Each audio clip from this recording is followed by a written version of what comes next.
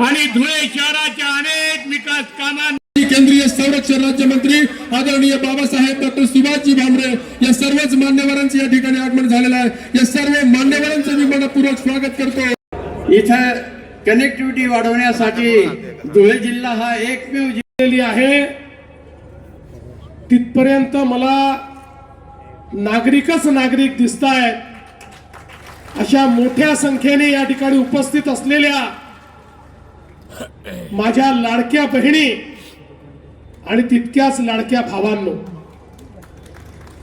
खरं म्हणजे बहिणींची संख्या भावांपेक्षा जास्त आहे हे मात्र मान्य केलं पाहिजे।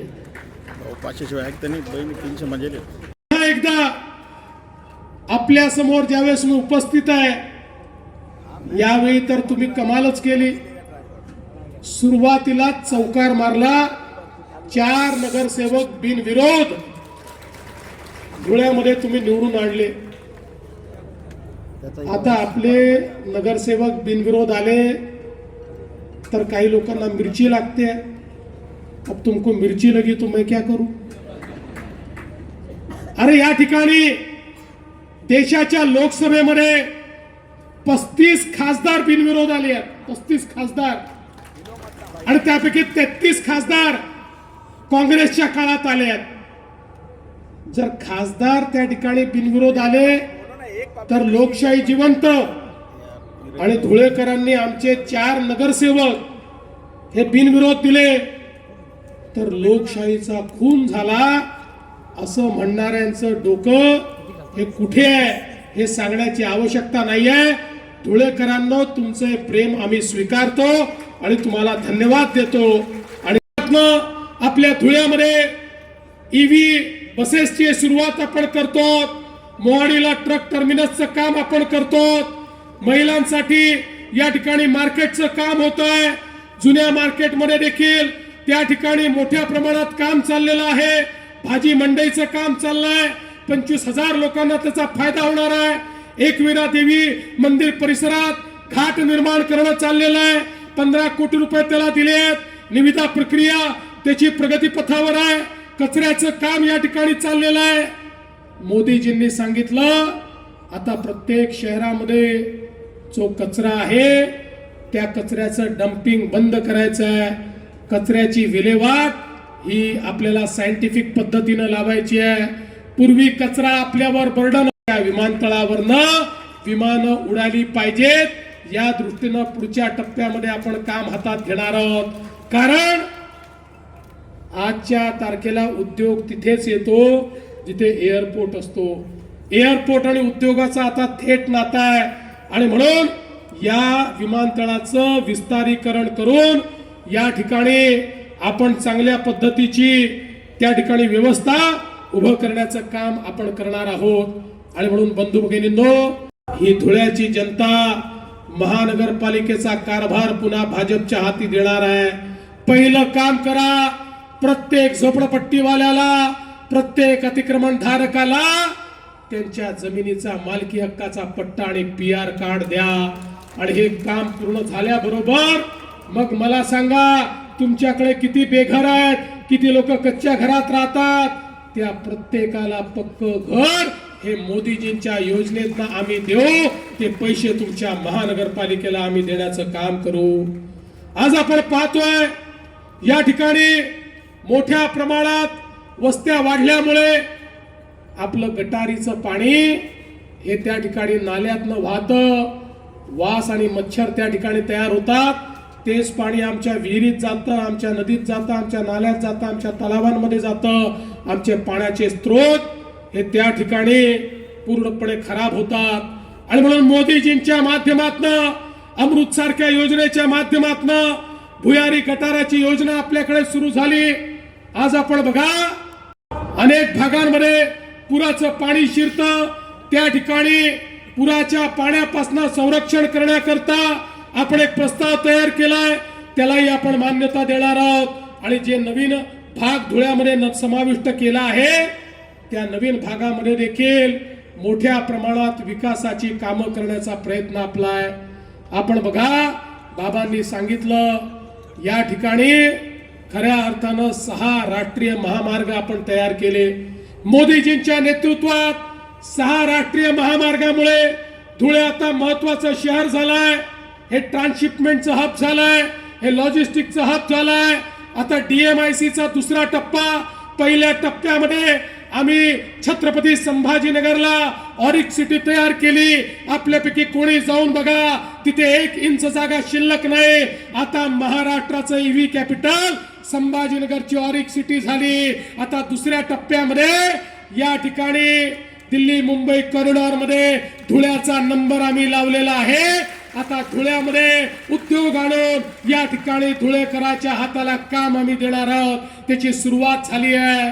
आणि यासोबतच आमचे अनुप भैया 2000 एकरा पहिल्यांदा विकास जर बघितला असेल तर तो भाजपच्या काळामध्येच बघितला, हे देखील या ठिकाणी मान्य करावं लागेल.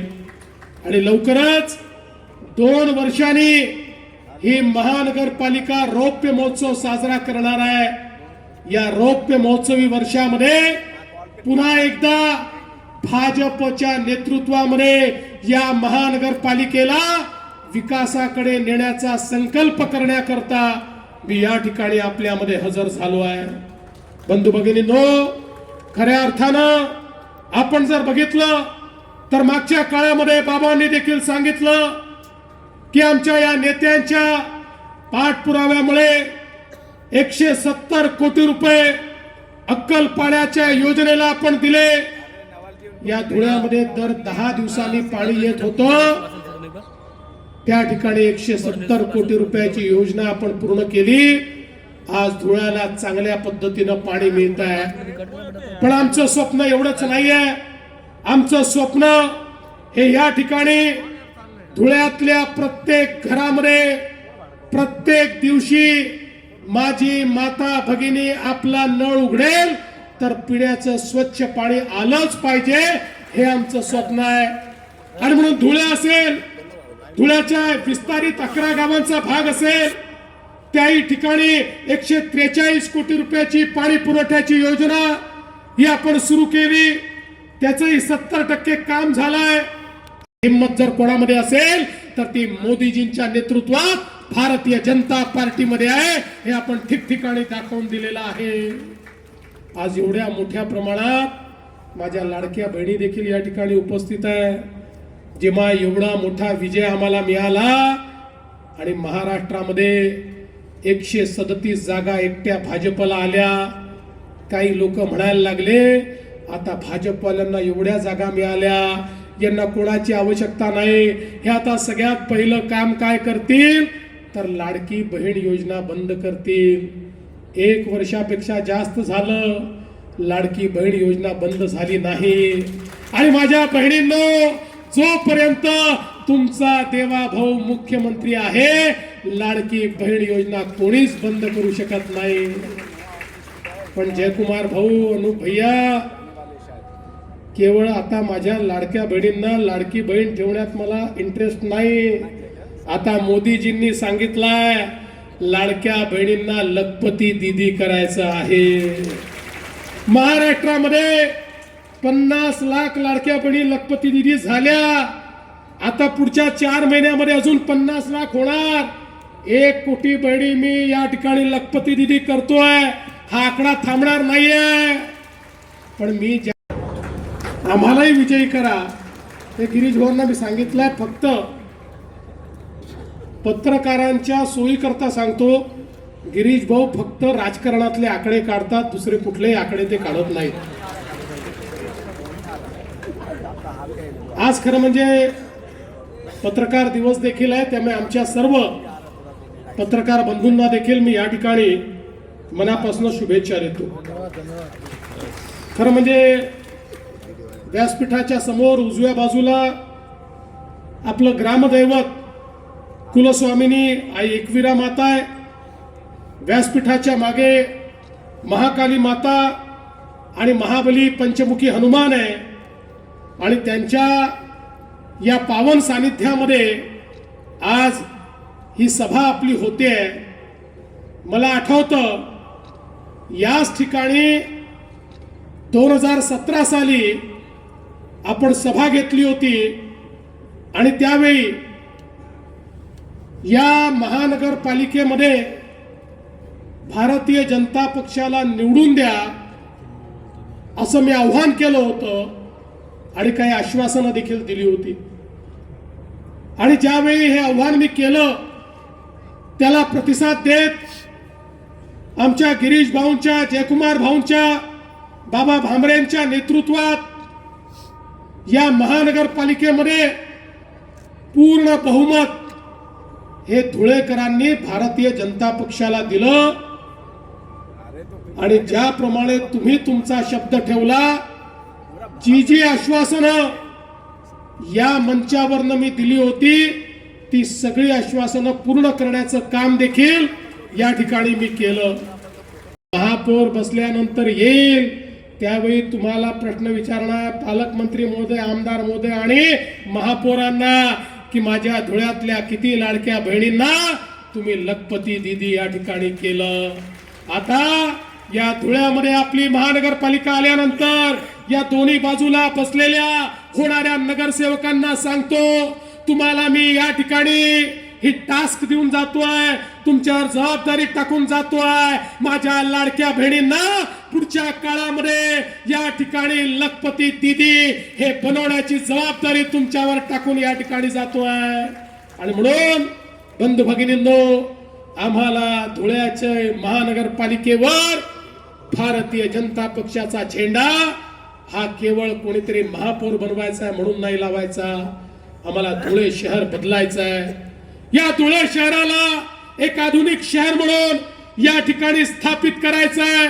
हे धुळे शहर या उत्तर महाराष्ट्राचा खानदेशाचा चेहरा म्हणून, या खानदेशाचा प्रवेशद्वार म्हणून या ठिकाणी स्थापित करायचं आहे. हे धुळे शहर जे छत्रपती शिवाजी महाराजांच्या पदस्पर्शाने पावन झालेल्या खानदेशाची राजधानी आहे. या धुळे शहरामध्ये पुन्हा एकदा भगव्याचं राज्य आणण्याकरता ही निवडणूक या ठिकाणी आपल्याला जिंकायची आहे. आणि म्हणून तुम्हाला आव्हान करतो, येत्या 15 तारखेला तुम्ही त्या ठिकाणी जाऊन ज्या ज्या मशीनवर ज्या ज्या ठिकाणी तुम्हाला कमळ दिसेल त्या कमळाची बटन दाबा. 15 तारखेला कमळाची चिंता तुम्ही करा. 15 तारखेनंतर पुढचे 5 वर्ष धुळ्याची चिंता हा देवा भाऊ आणि सगळे नेते मंडळी करतील एवढं सांगतो आणि माझं बोलणं संपवतो.